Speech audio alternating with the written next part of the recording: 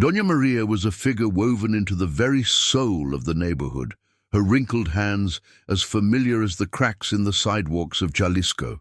At 70, her life had been one of silent resilience, a widow who had transformed the grief from her husband's loss into a vibrant garden, a small oasis of color and life amidst the dust and concrete.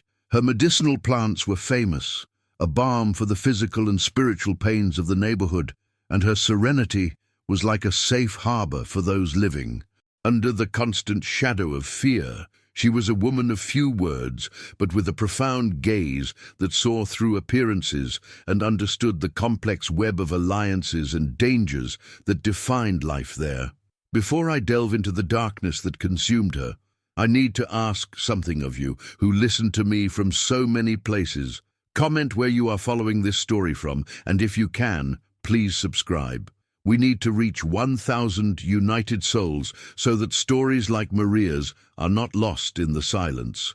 Her world, once vast in her youth, had shrunk to the confines of her small house and her heart, which held only two people. Her son, Miguel, a hard-working man who spent his days on distant construction sites, and her grandson, Santiago. It was to her grandson that her life was truly dedicated. Every meal prepared, every whispered piece of advice, every nightly prayer was an offering to the future of that 16-year-old boy. Maria's house was a sanctuary of smells and sounds, the scent of cilantro and corn mingling with the ticking of an old clock on the wall. Inside, the violence of the streets seemed a distant reality, a news report from another city, though she knew that danger was always lurking, like a patient vulture circling in the sky. Her apparent fragility was a perfect disguise for an inner strength few knew, a moral rigidity that had shaped generations. Santiago was the personification of all the hope Maria still harbored, a boy with an easy smile and dreamy eyes who refused to see his destiny sealed by the brutal code imposed by the local faction. He was good at his studies, drew landscapes of places he had never visited, and promised his grandmother that one day he would take her to see the sea. The relationship between them was a bond forged in affection and mutual respect. He saw in her the wisdom of a lifetime, and she saw in him the seed of a better future, a chance to break the cycle of poverty and fear that shackled their community. He was her masterpiece, the proof that it was possible to cultivate beauty even in the most arid and hostile soil that fate had offered them. The neighborhood, a tangle of narrow streets and unplastered houses in Jalisco, was the undisputed territory of Los Halcones de la Sierra. Their graffiti marked the walls like scars, constant reminders of who made the rules. The community lived under a law of silence, an oppression that manifested in lowered gazes, interrupted conversations, and the rush to lock doors at dusk. The police, when they appeared, were there to perform a ritual of complicity, collecting their share and ignoring the cries for help that echoed in the early mornings. Maria watched everything from her window, helplessness accumulating in her chest like a chronic illness. She knew every alley, every shortcut, every shadow where danger hid, a geographical knowledge that would one day prove more valuable than any firearm. Maria's transformation from grandmother to executioner was not an explosion, but a slow, silent implosion. Her pain, initially an ocean of sadness that drowned her, began to solidify, to crystallize into something hard and sharp. The fear of death, which once paralyzed her, vanished completely. What more could they take from her? Her life had already ended along with Santiago's. What remained was just an aging body, moved by a single overwhelming mission. Her physical fragility became her greatest ally, a cloak of invisibility that allowed her to move among her enemies. Without raising suspicion, no one looked twice at the little old lady going to church or buying vegetables at the market, and it was precisely in that invisibility that she found her power. The dynamic with the characters around her changed drastically, albeit subtly. Father Antonio, a man of wavering faith consumed by guilt over his own inaction, became an unwitting pawn in her game. Maria, with her ability to read human weaknesses, manipulated him with metaphorical confessions and prayer, requests that were in reality probes for information. Elena, the young neighbor who also carried the grief of a family loss, sensed the change in the old woman.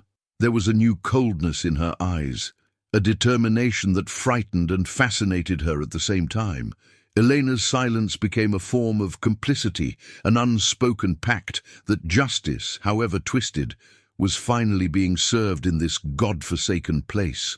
The central themes of her journey were vengeance and redemption, but in a distorted form. Maria did not seek peace of mind or divine forgiveness. She sought balance through extermination. For every tear she shed for Santiago, a life had to be reaped. It was a cruel arithmetic, an accounting of pain. Her transformation led her into a dark, moral territory, where the line between justice and savagery blurred with every name she crossed off her list. The story explored dehumanization as a two-way process, the violence of the faction that stripped her of her happiness, and the violence she herself embraced, which stripped her of her own soul, one piece at a time. The audience's empathy is built on the foundation of her unbearable loss. The opening scene of her life with Santiago, the tenderness in her gestures, the sound of their laughter in the kitchen, all of it serves as a brutal contrast to the silence that falls after his death. The audience is invited to feel her pain, to walk with her through the cemetery, to feel the weight of the earth in her hands. It is this deep emotional connection that makes her subsequent actions, however monstrous, understandable, even if not justifiable. Maria's moral dilemma becomes the viewer's dilemma. How far would we go for the ones we love? What would we become if the system meant to protect us abandoned us completely to our own devices? The night Santiago didn't come home began like any other, with the smell of beans simmering on the stove and the serene expectation of his arrival. But the hours dragged on, turning tranquility into a sharp anxiety that rose in Maria's throat. The silence of the house, once comforting, became an omen of disaster. Driven by an instinct that chilled her bones, she went out into the dark streets, calling his name in a whisper that barely dared to disturb the night. The search ended in the central plaza, under the yellowish light of a lone lamppost. Her grandson's body was there, left like an animal, a brutal warning to anyone who dared to challenge the power of the Halcones. Maria's world did not crumble. It simply ceased to exist, pulverized in that moment of absolute horror, leaving only the vacuum of a pain that was both physical and infinite. The funeral was an event of suffocating fear. The community attended in force, but their faces were masks of terror and resignation. Condolences were murmured, hugs were quick and furtive, as if grief itself were contagious and dangerous. Father Antonio conducted the service with a trembling voice, his words about paradise sounding hollow and useless in the face of the earthly brutality they all knew. The police sent 2 officers who leaned against their patrol car, filling out a report with a bureaucratic indifference that was more insulting than any direct threat. To them, he was just another kid from the neighborhood, another number in the statistics. For Maria, it was the final confirmation that she was alone. Justice wasn't blind. It simply didn't look toward their side of town. Days later, wandering aimlessly in a daze of grief, Maria passed by a foul-smelling cantina, one of the many establishments that served as an office for the faction. That's when she heard it. A cackle, loud, mocking, unmistakable. It was the voice of one of the younger members of the group, a boy she saw every day on the corner. He was recounting Santiago's bravery, mocking his refusal to join them, imitating his final pleas with inhuman cruelty. Every word was a stab to Maria's soul, but it was the sound of that laughter that triggered the change. In that instant, the ice of her sorrow shattered, revealing a furnace of pure, cold fury. The pain did not lessen, but it found a purpose. That sound became the soundtrack to her revenge. She turned and walked home, her steps now firm and determined. As she closed the door behind her, she didn't lock the world out, but rather locked herself in with her new, terrible resolution. She looked at her wrinkled hands, the same hands that had cradled Santiago as a baby, and saw them differently. They were no longer the hands of a caregiver, but those of a reaper. The love she felt for her grandson had not died with him. It had transformed into a poison, a weapon she would now learn to use. Grief had given her an unexpected gift, the complete absence of fear. Her heart was still broken, but each fragment had become a sharp blade, ready to slit the throats of her enemies.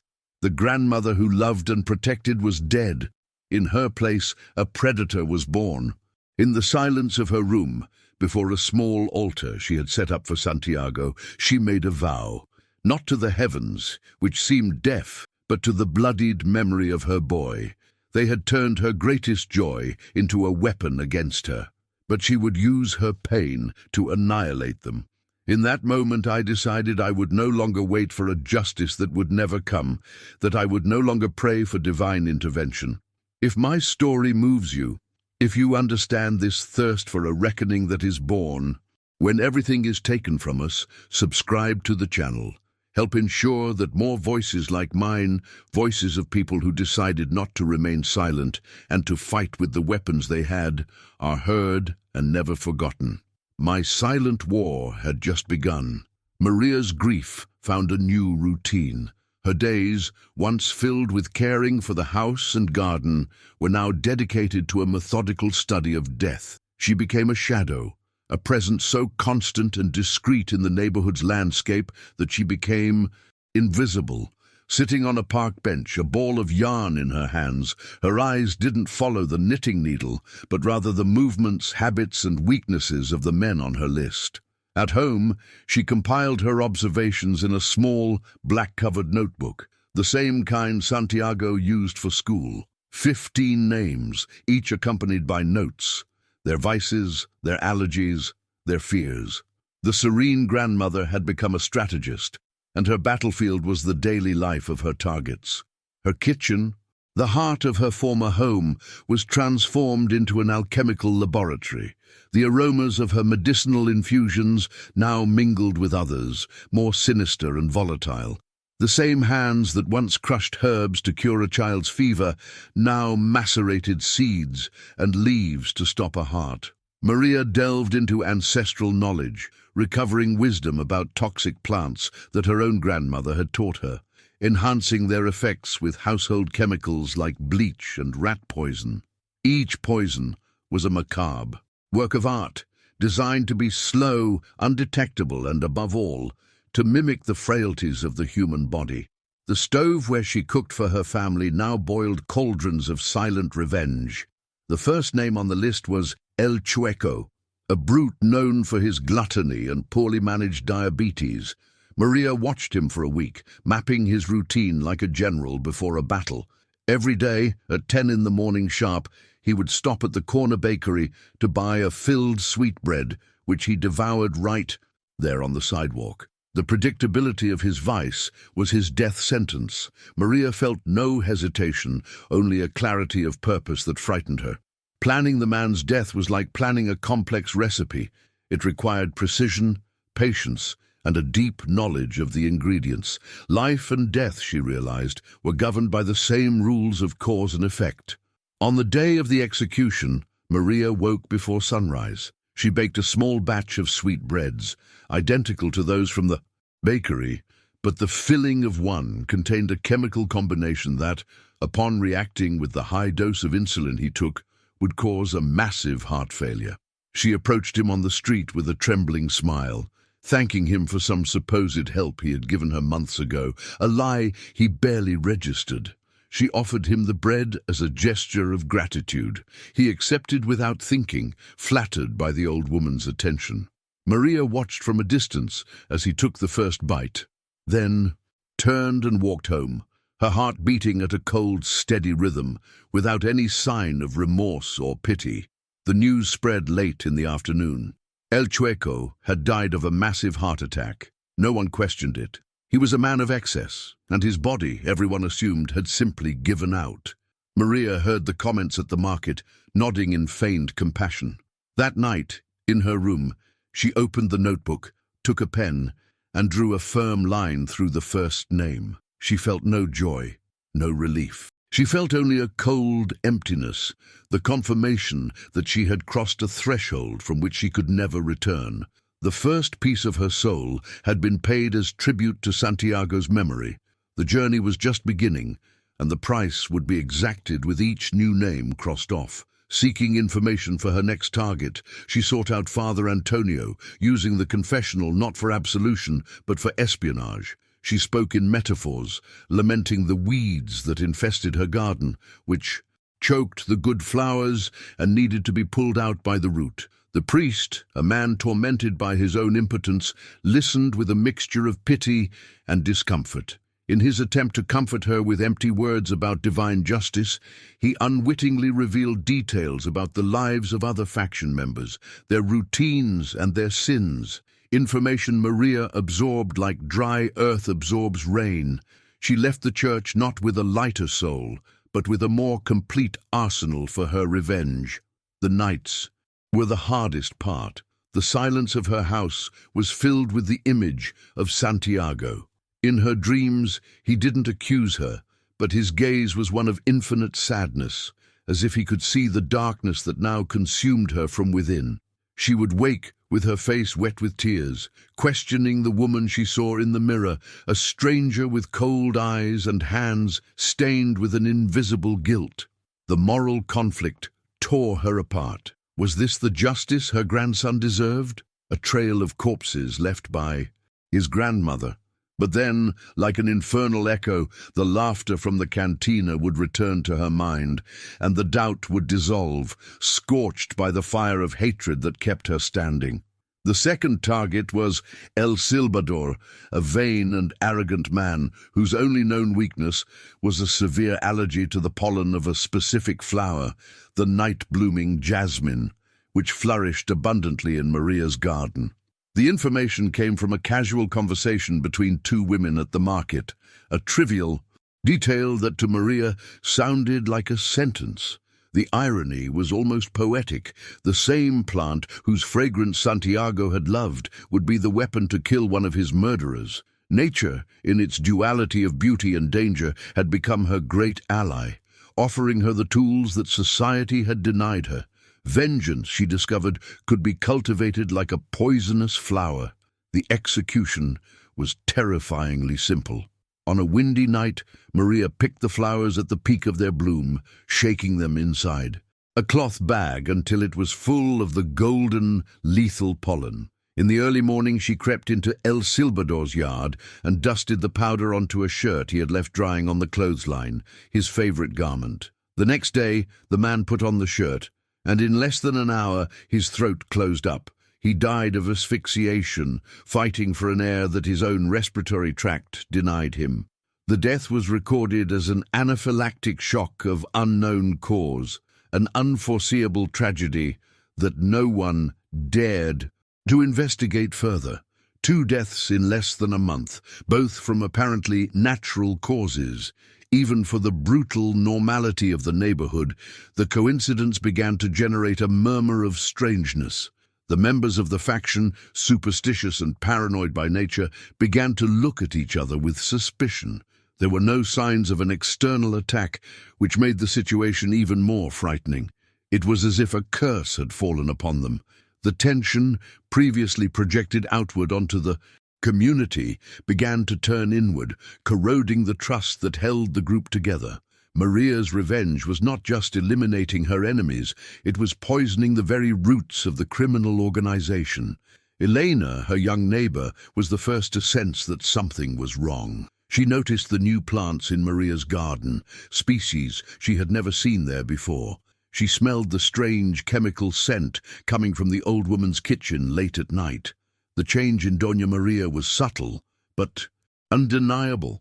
The sadness in her eyes had been replaced by a cold flame, a determination that sent shivers down the spine. One day, Elena approached her, asking if she needed help, if everything was all right. Maria smiled, a smile that didn't reach her eyes, and dismissed her with a kindness that sounded more like a warning. Elena backed away, but the seed of suspicion was planted, and she began to watch the old matriarch with a new and terrified attention. The third target was the most important. Yet, El Perro, the man whose laughter had sealed all their fates. Killing him was not just a matter of strategy, it was a visceral necessity. Maria knew he was a hardened alcoholic who always carried a small flask of tequila. The plan was risky, requiring a proximity that exposed her in a way the previous kills had not. She bought an identical flask, filled it with the same type of tequila, but added a dose of a colorless, odorless poison extracted from a castor bean from her garden. The preparation was a ritual of concentrated hatred, each drop of poison an echo of the cackle that haunted her. The opportunity arose during a loud street party. The blaring music, the drunken crowd, and the partial darkness created the perfect chaos for her move. With her heart hammering against her ribs, Maria moved through the crowd, her slow, trembling movements seeming natural for a woman her age. She approached El Perro from behind, accidentally stumbling, and, in the brief moment of confusion, with an agility born of desperation, switched the flasks in his pocket. He barely noticed, shoving her aside with a curse before raising the poisoned flask to his lips. Maria moved away, disappearing into the crowd, the adrenaline leaving a bitter taste in her mouth. El Perro was found the next morning in an alley, his body contorted in agony. The autopsy, if there was one, concluded the obvious. Alcohol poisoning from a bad batch, a common death for a man with his lifestyle. For Maria, however, this death was different. As she crossed off the third name, she felt a flash of dark satisfaction, a warmth that frightened her more than the coldness of the previous kills. She had killed the sound that tormented her, silencing it forever. But in doing so, she realized the darkness she was fighting now lived fully within her, and there was no turning back. Vengeance was a drug, and she was hopelessly addicted. That night, looking at the list with 12 names remaining, I understood that this step had been the decisive one. Killing the man who mocked my grandson's death wasn't just an act of revenge, it was the total acceptance of the monster I had become. To continue, I would need to drown myself completely in this darkness. This is a lonely path, but I know there are others who understand what it's like to be pushed to the edge. If you feel the weight of this journey and believe that certain stories must be told, no matter how dark, I ask you to subscribe.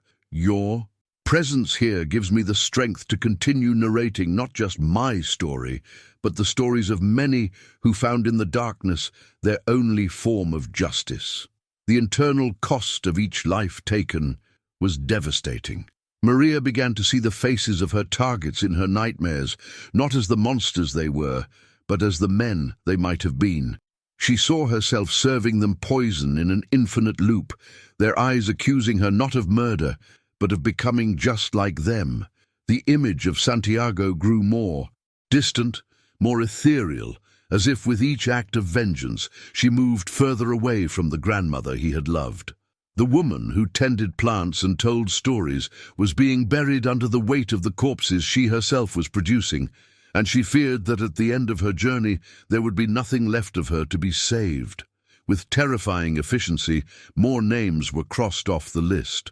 One died of food poisoning after eating a street dish that Maria had kindly seasoned. Another, a drug addict, received a fatally pure dose from an anonymous supplier. Each death was a falling domino, and the faction structure began to crumble. Maria's methodology was her greatest protection, exploiting the weaknesses and vices of her enemies, making their deaths seem like consequences of their own reckless lives. She was a ghost, an invisible force who used her target's sins as weapons against them, a divine plague in the form of a frail old woman. El Escorpion, the sadistic leader of the Soch local cell, finally realized the pattern. The mortality rate among his most loyal men was too high to be a coincidence. There was no gang war, no police raids. It was something internal, silent, and lethal. Paranoia, his constant companion, blossomed into absolute terror. He couldn't identify the enemy, and this invisibility was driving him mad. The hunter had become the hunted, and he didn't know where the next blow would come from. The power he wielded through fear was now useless against an enemy that had no face, no name, no physical presence. Scorpion's suspicion turned into an internal purge. He began to see traitors in every shadow, to hear whispers of conspiracy in every silence. 2 of his closest lieutenants were brutally executed on suspicion of betrayal, their deaths serving as a warning to the rest. The irony was cruel. As Maria eliminated them from the outside, Scorpion destroyed them from within. The organization, once a cohesive body united by violence, began to devour itself. Maria's revenge had become a cancer, and it was metastasizing, destroying the cartel in a way no police force ever could. A new atmosphere settled over the neighborhood. The fear was still there, but it was different. The Halcones, once ostentatious in their power, now moved in groups, looking over their shoulders, their faces etched with uncertainty. The loud music quieted. The speeding cars disappeared. The community, sensing the disarray in the ranks of their oppressors, breathed a little easier. Whispers began to circulate, urban legends about an angel of death or a vengeful spirit that was cleansing the neighborhood. No one knew the source, but hope, however faint, began to sprout in the cracks of fear. Elena, by now, had no doubts. She connected the dots. The unexplained deaths, Maria's trips to the market to watch, not to shop, the chemical smell from her house. One night she found Maria in her garden, burning a piece of clothing that belonged to one of the recently deceased men.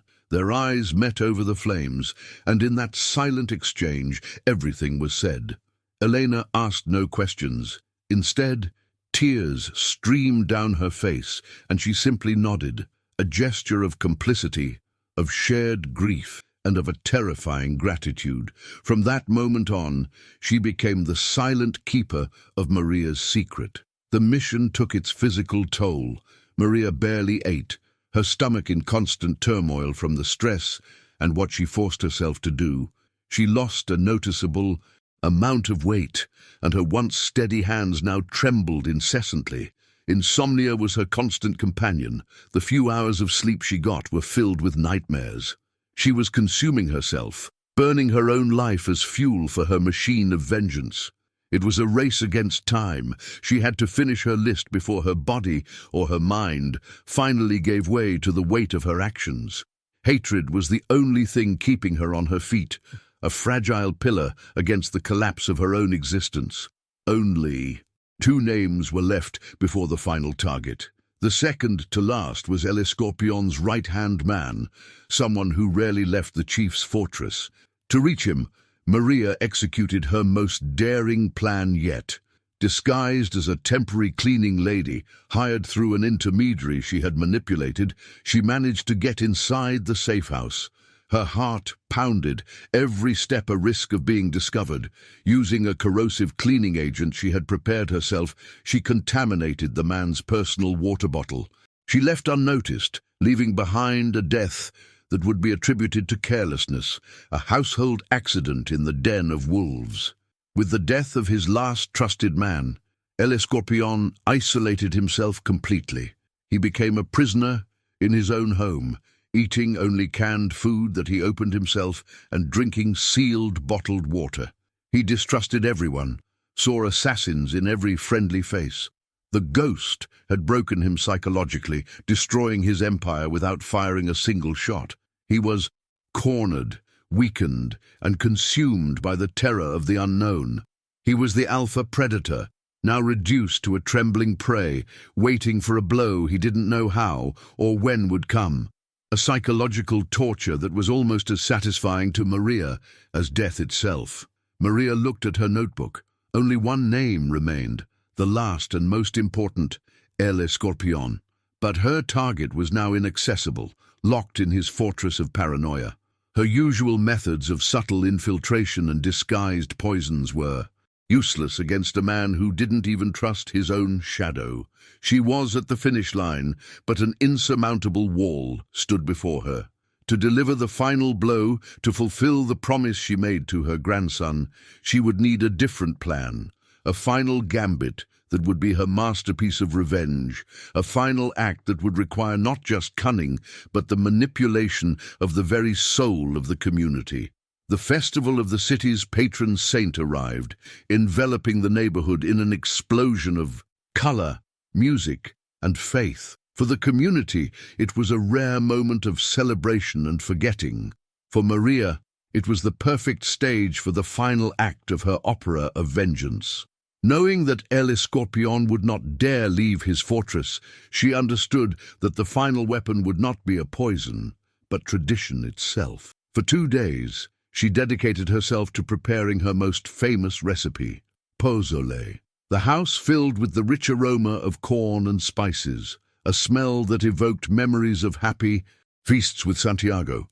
But in the final stage, she added her secret ingredient, a poison from wild mushrooms, odorless, tasteless, and lethal, that would simulate a massive cardiac arrest. Food, the symbol of life and communion, would be her messenger of death. With the pozole still steaming, she sought out Father Antonio in the sacristy.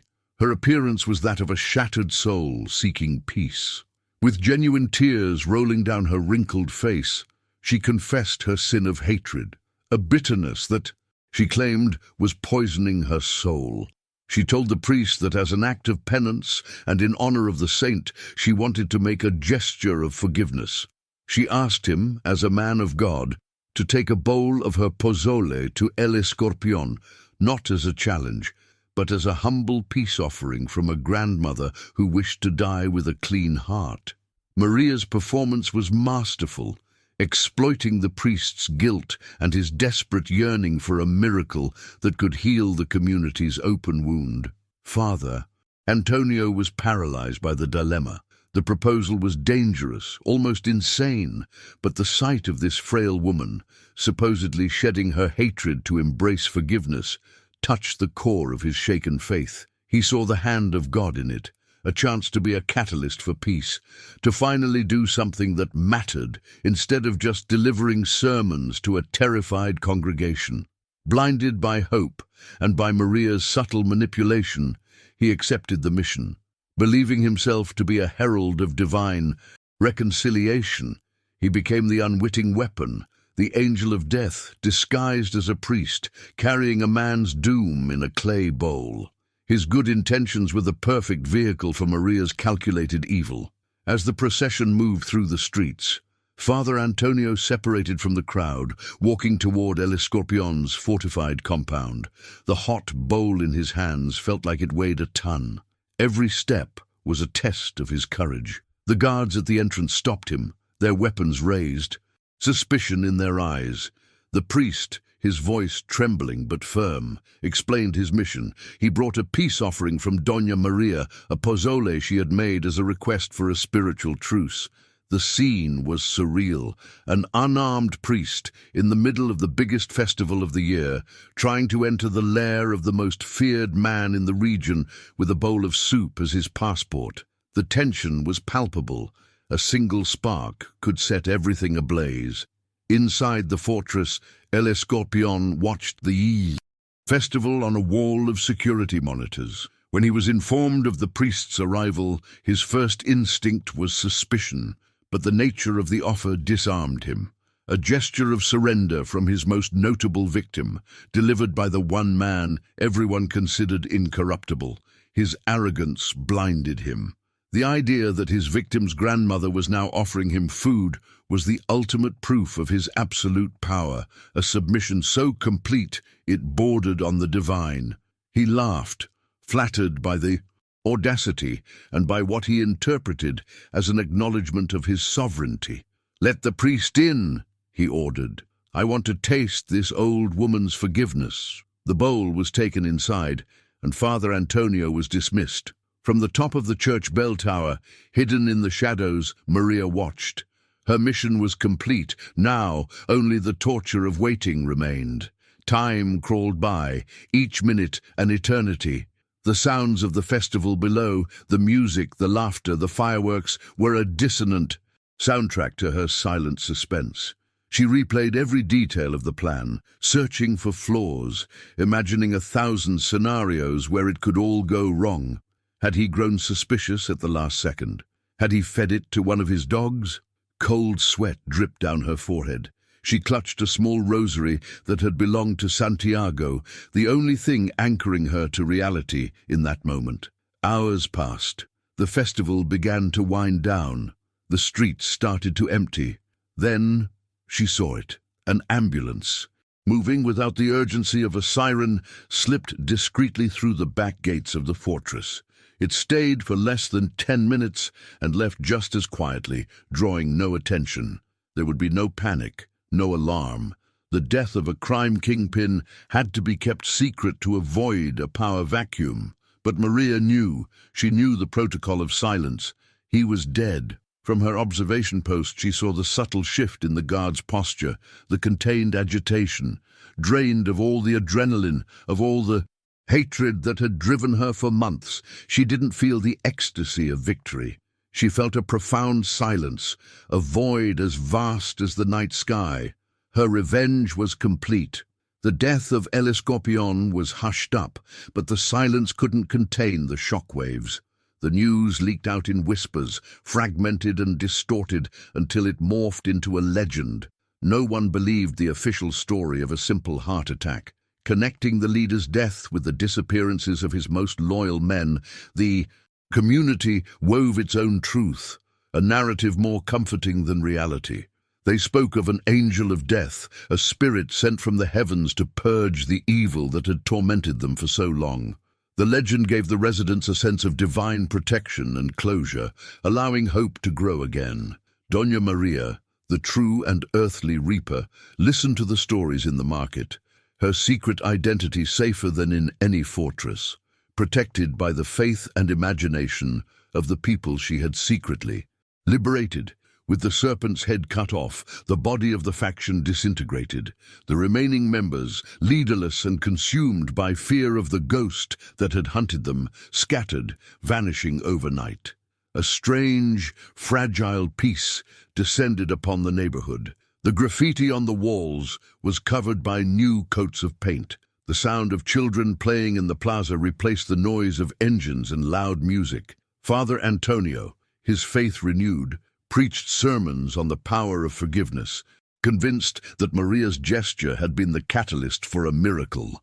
Elena, meanwhile, became the silent guardian of the truth, her gaze toward the old woman, now a complex mixture of fear, gratitude, and a deep sorrow for the burden she carried alone. On a grey afternoon, weeks later, Maria went to her garden, the place that had been her sanctuary, her laboratory, and her arsenal. With slow, ritualistic movements, she took the small black notebook from her pocket. The pages were worn, stained with dirt and hatred. One by one, she tore out the 15 crossed-out names, the chronicle of her descent into hell, and threw them into a small fire she lit inside a metal can. She watched the flames consume the evidence of her secret war, the smoke rising and dissipating into the sky, carrying with it the names of her targets and the last vestiges of the woman she was forced to become. The fire purified the evidence, but not her soul. When the last ash had burned away, a profound silence set in. Maria looked at the horizon, but she felt no relief of a mission accomplished. The vengeance that had been the sole purpose of her existence, the fire that both consumed her and kept her alive, was extinguished, and in its place, only a deep, cold emptiness remained. She had exterminated the monsters, but she had not brought Santiago back. The justice she forged with her own hands brought her no peace, only the solitude of an inner desert. Victory tasted of the bitter ashes of absolute loss. She had sacrificed her humanity on the altar of Santiago's memory, and now, in the silence of her garden, she realized she had lost the only thing that still connected her to him, the goodness he had so loved in her. "My silent war has come to an end, but the peace I hoped to find never came. The silence I imposed on my enemies is now my only and eternal companion, a constant reminder of the price of my justice. I thank every one of you who has stayed with me, listening to this account until the end. Your subscription to this channel is more than a number. It is a guarantee that other voices, suffocated by fear and injustice, can be heard. May my journey serve not as an example, but as a somber warning of what happens when we are left to fight our battles alone. Because in the end, revenge may satisfy hatred, but it will never, ever heal the pain of loss.